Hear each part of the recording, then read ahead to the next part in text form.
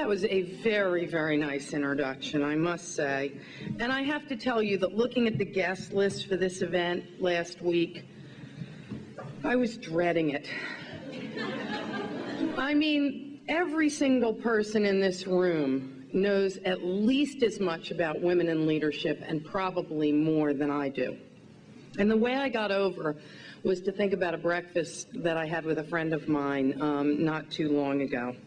I was mentioning to her that I forget everything now. I think the issue came up because I just blanked on the name of her son, whom I've known since he was a baby.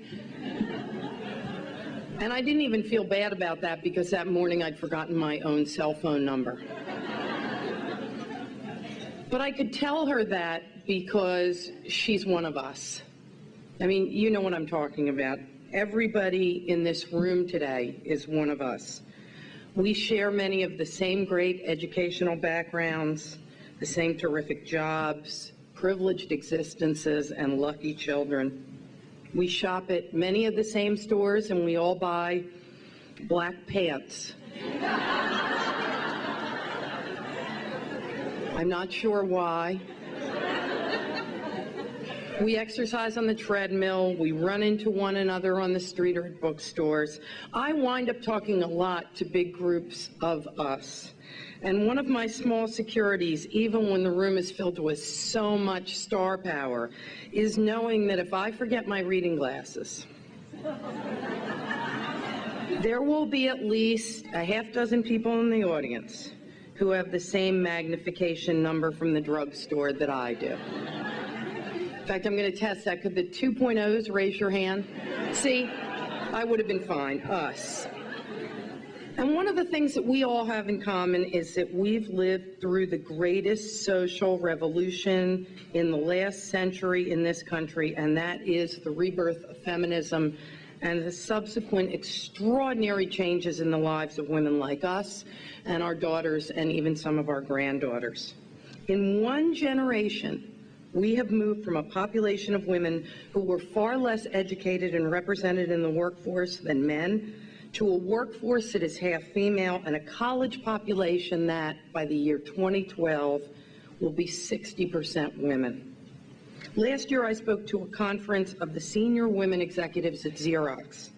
That conference began 20 years ago with 17 participants.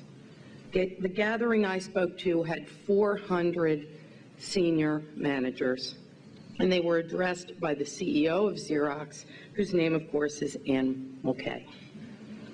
Just to illustrate how much our world has changed, I wanted to do 3 portraits of women for you today. The first one is a woman who had parents who came to the United States from Italy. They were strict, and they were certain about certain things, and so was their daughter.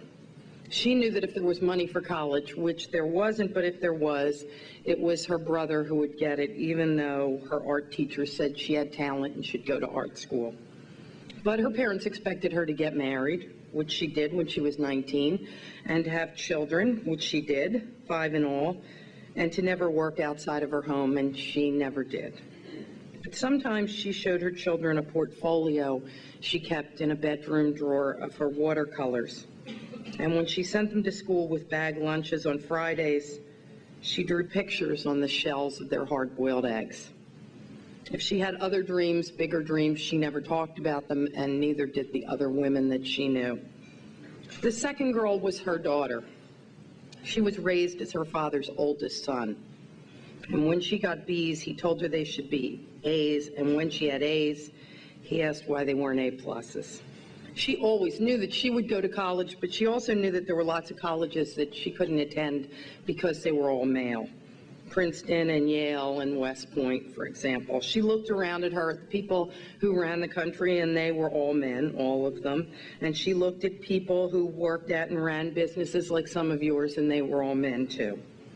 No matter what dream she had, she was told that it would be harder for her because she was a girl.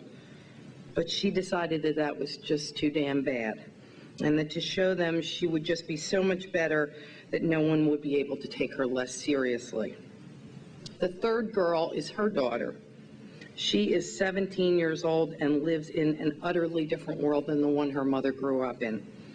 There are women at Princeton and Yale and at West Point. There are women in the Senate and the Supreme Court. She takes for granted that women work and that they help run the world. It would never for a moment occur to her that her brothers are more entitled than she is to do anything, from college to a career in science, law, or medicine. Well, what you've just heard is a family tree. The frustrated artist was my mother. The girl who was pushed hard by her father was me. And the youngest is my daughter.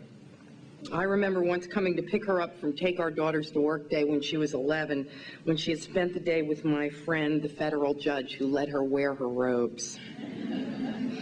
And in the cab, I asked her if she ever thought that she might want to be a boy. And without hesitation, she said to me, "Oh no, Mama, it would be too boring." I am so happy that my daughter has come of age at a time when being male seems tedious, in a way that I have to confess being female once did to me. I'm glad she was able to choose that day among so many of my female friends to decide whether to go to work with the judge or the agent or the president of the museum. I have a daughter who has grown up with precious little evidence that women cannot and do not hold any job open to their male counterparts. She has met 2 female astronauts, a female general, and a first lady who became a senator. She has never had a male doctor. In fact, before she was born, I was driving her brothers home from a visit to their pediatrician, who is one of my close friends, and Christopher said to Quinn, "I might want to be a doctor when I grow up." And Quinn replied, "Don't be stupid, Christopher. Only girls can be doctors."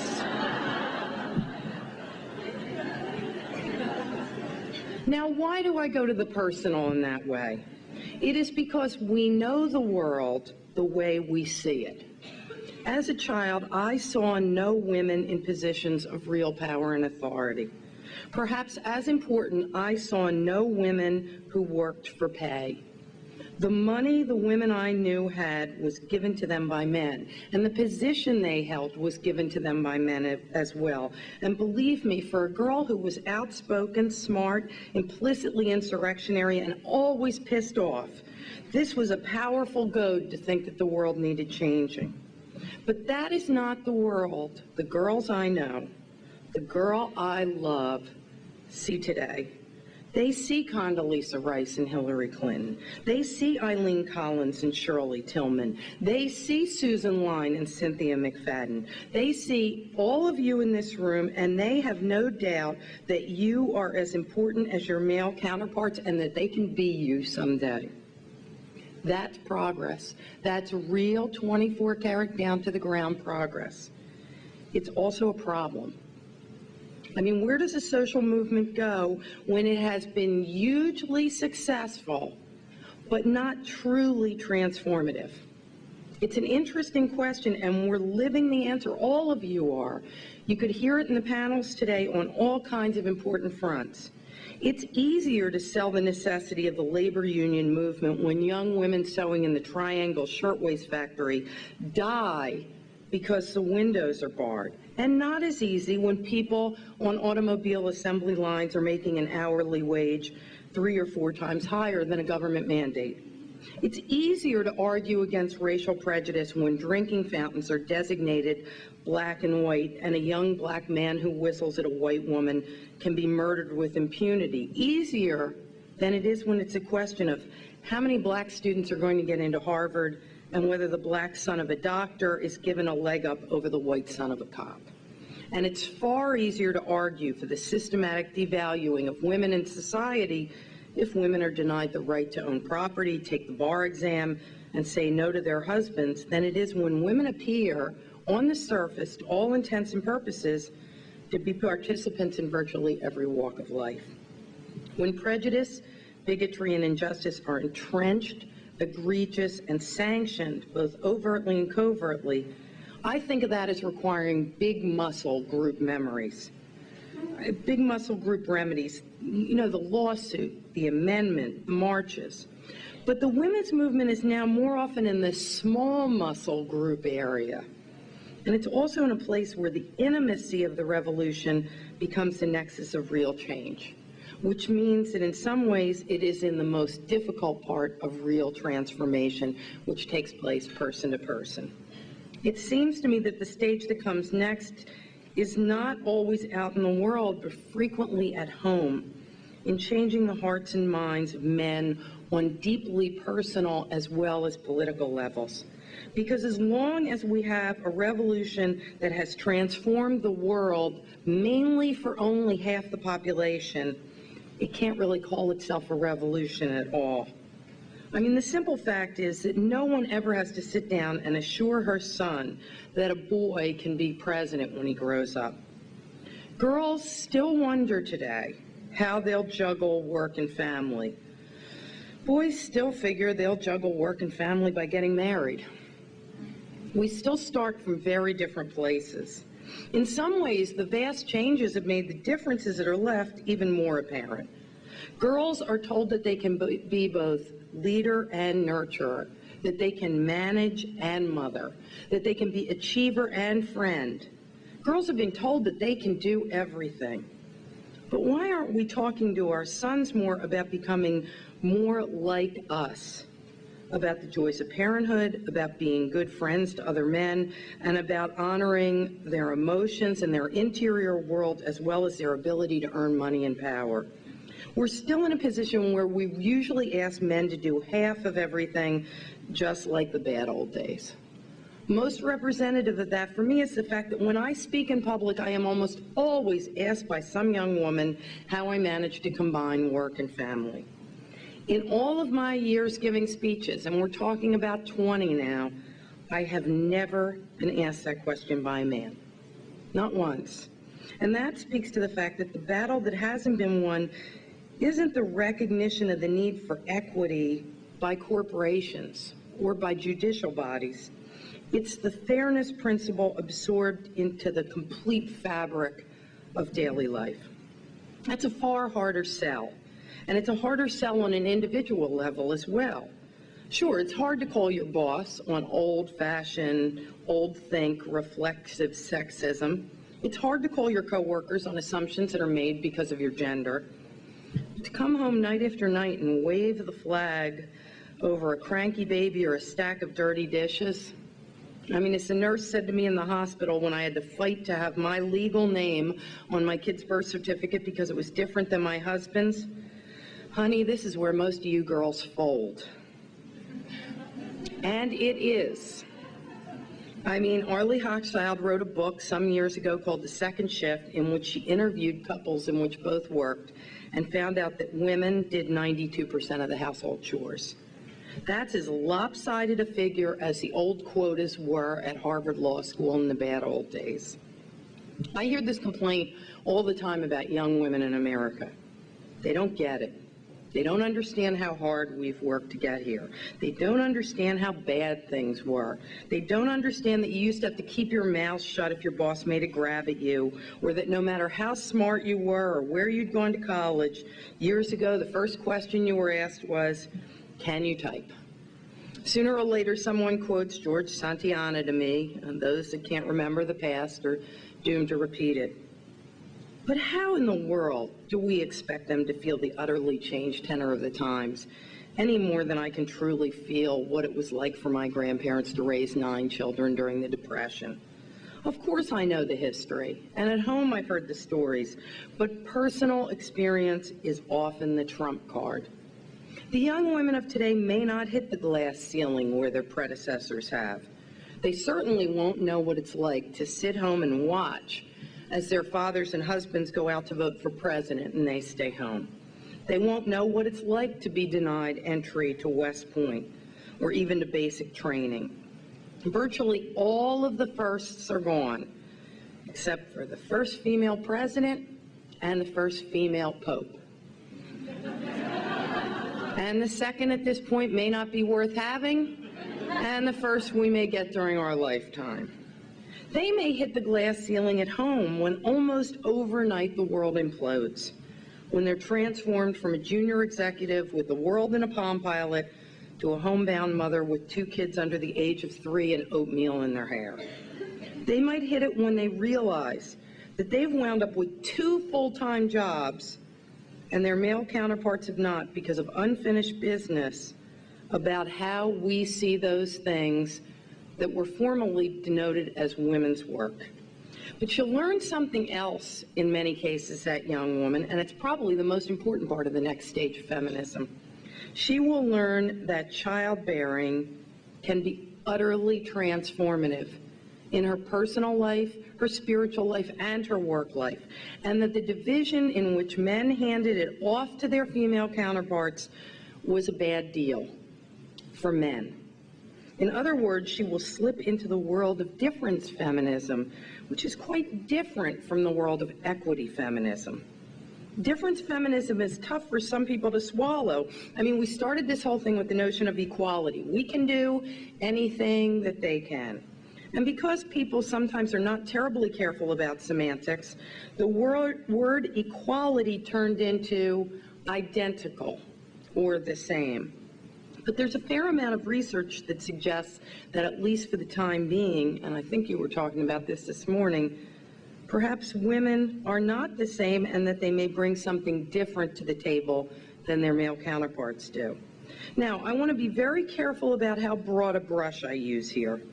One night I remember I was in an event at which one woman stood up and said that if a female president had been the leader of our country at this moment, she would have taken a deep breath, called together all our allies, and we never would have invaded Iraq. And in response to that, I was nattering on about how that might not have been possible, that to refute the notion of gender weakness, she might have felt even more compelled to use force, that it was difficult for pioneers to work outside the box, when suddenly one of my male colleagues said pointedly, "Do you really think that's what Margaret Thatcher would have done?" And sometimes we're afraid to acknowledge differences because stereotypes still attach to who we are and what we're able to do. I've been thinking a lot lately, for obvious reasons, about a conversation I had with Ann Richards the month before the gubernatorial election in Texas in 1994. At the time, Governor Richards enjoyed what was statistically the highest popularity possible by an elected official in the polls outside of an enforced oligarchy. I mean, she was as popular as the leader of North Korea. And she wasn't even putting people to death unless they were sentenced to death by courts. And I called her and just sort of, casually said, "Well, how are things going?" And she said, "Well, darling, I think we might lose this thing." I was so shocked. I said, "Impossible. I mean, how could that be?" And she said, "Well, darling, I'm soft on crime." Now, the major difference of opinion I had with Ann Richards was that she had signed more death warrants than any governor before her in Texas history, and Texas was executing more people than any other state. And so I reminded her of those facts. And she sighed and said, "Oh, but darling, I'm a girl."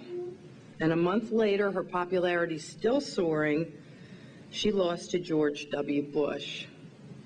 And after September 11th, I wrote 5 columns relating to the events of that day, 4 of them about the values of community and compassion, and 1 about the necessity, in the interest of parity, to register young women as well as their male counterparts for the draft. The email outpouring that shut my queue down came to that last column, and all of it was negative. Women, it appears, have a higher calling than being asked to serve in the armed forces. And all I could think of was, oh, how heavy are those angel wings? I mean, can we say that pacifism is a female virtue? Beats me. I hate the all women think approach that ghettoizes us just as surely as if we were all wearing pink. I can't get caught in the trap in which I enumerate our differences to suggest our superiority. Nurturing, flexible, collaborative. I mean, those are some of the words that get used, but of course, as you heard this morning, and as you can tell by looking around, we are not all the same. And we don't know which of our attributes are societally determined by a way of rearing women that's on the way out with our generation, and which are somehow riding around on the backs of an X chromosome. If we are different, we've tried to minimize those differences over the decades when we've lived these lives in the world. We even went through that horrible period in which we wore those funny little ties with our suits. You know, you hear all the praise.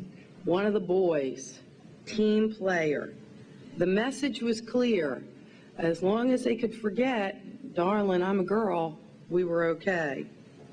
But there comes a critical moment in institutions when the percentage of the people who have formerly been on the outside reaches a mass great enough so that they no longer feel the need to, for lack of a better term, pass. That percentage, research says, is around 20%, and it is where we are in some executive suites and in the military and where we were, briefly, on the Supreme Court. And what that means is that women ought to be able to ask new questions and fashion new paradigms as opposed to trying to fit into the old ones. So while once we simply wanted access and parity, now we're strong and powerful enough to want change and ways of doing things, which we know from what we bring to the table will be better not just for ourselves, but for our organizations and our successors and our consumers. I mean, after all, the old ways men have been playing by have not been usually successful, now have they? And that's why we need a new ethic and why we're the people to bring it, because the old ethic has been only spottily successful. Many of us would agree that our government has significant shortcomings in all areas, ranging from the economy to defense to social welfare to emergency preparedness. The ways in which our corporations are run often seem to create maximum compensation for executive positions and minimum connection with the consumer, so that today's booming business is tomorrow's bankrupt. Yet the values of big business too often remain old-fashioned values of hierarchical management and rigid arrangements. If female managers are more collaborative and flexible, and there are some studies that show they are, then all workers benefit when women help set the agenda. But in many companies, that model is not rewarded. In many tenure decisions, teaching is not rewarded. In many hospitals, patient contact is not rewarded. The systems do not work. A study on women in science, released yesterday, showed that there's nothing wrong with the brains of women. It's outmoded institutional structures in academia that we can point to for the dearth of women in sciences. What we know is that a female standard, for lack of a better term, may be better for consumers and individuals in countless areas, but it's still devalued by custom. So far, the male standard doesn't take that same kind of hit. I mean, we know that there are lots of leadership situations in which bringing people together is necessary, yet somehow male leaders who are not skilled in those areas manage to prevail. Or to remedy the deficit, I remember once speaking to a group of surgeons about their need to make personal connections with patients. And afterwards, a whole group of guys who were in practice together rushed up after my speech to tell me that they had heard me, they understood, and they were going to go home and hire a woman for their office specifically to deal with patient contact. I mean, so, as we've often had to do, we've had to be all things to all people to be considered real leaders, to be as tough as nails and as warm as toast all at the same time. Woe betide the woman executive or elected official who is seen as mannish, or conversely, the one who is seen as a softie. There's still a double standard suggested by a New Yorker cartoon I have on my bulletin board. A king and a queen sit side by side. The queen is complaining, yes, but when a woman beheads someone, they call her a bitch. Sometimes it seems, when we look around, like we've come so far up the mountain, but now we're on a plateau, becalmed by progress. Instead of choice, it seems sometimes we got a new set of set-in-stone rules and roles. The Uber woman who can somehow simultaneously work 2 full-time jobs, one in the office, one at home. Instead of transformation, it seems sometimes that we wound up with materialism. Instead of justice for all, privilege for the privileged. The single greatest failure of feminism is that it remains a middle class and upper middle class movement. There is a sense of frustration and impatience sometimes because the revolution of the mind, spirit, and home has often not matched the revolution of the courts, the workplace, and the outside world. But it's important to take the long view at a moment like this and the overview, and to my mind, the overview is this. Think about it. The expectations, assumptions, and reality of what the world can offer her in the way of existence and opportunity are radically different for the girl born in 1992 than they were for the girl born in 1942. A 50-year difference, what demographers consider a generation and a half, and you are talking about deeply transformative systemic change at most levels of society, even the levels at which we are still saying it's not enough, we want more. I mean, look at my daughter. She assumes access and opportunities that even when I signed on for the women's movement with a utopian mindset would never have occurred to me. She's grown up in a world in which she assumes the Secretary of State is a woman. She's grown up in a world in which during the Olympics she watched both the women's ice hockey team and figure skating. She's learned to expect more. There's no question that we've changed the world and made it better, not for women, but for everyone. And for that, I am personally deeply grateful. As I said in the column I got to write for this special edition, the women's movement was really a battle against waste. The waste of talent, the waste to society, the waste of women like us, who had certain gifts and goals and had to suppress both in generations past. The point was not to take over male terrain, but to change it because it badly needed changing. And the depth and breadth of that transformation is what reflects the success of the movement. And by that measure, we are doing well, and so is everybody else. Fathers take a far larger role in the daily raising of their kids. Companies feel more pressure to be sensitive to medical and family emergencies. Sex crimes are prosecuted, and so is domestic violence. Patients demand more personal care from their doctors. Readers want more human interest stories from their magazines. Even the bottom line benefited. Catalyst, the research organization that tracks women at work, reported in 2004 that the Fortune 500 companies with the most women in top positions yielded, on average, a 35% higher return on equity than those with the fewest female corporate officers.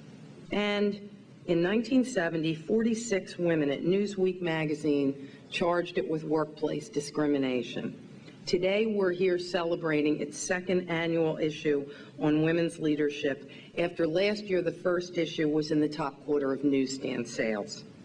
And if those kind of changes are unremarked by young women, that's inevitable. They have learned to live with everyday equality, with female astronauts and female politicians and mothers who run news broadcasts and museums and magazines. And as someone who would have been a truly mad housewife in the 50s, I feel blessed to have lived in this time. I only wish that we'd gotten started earlier so that my mother could have gone to art school. Thank you very much.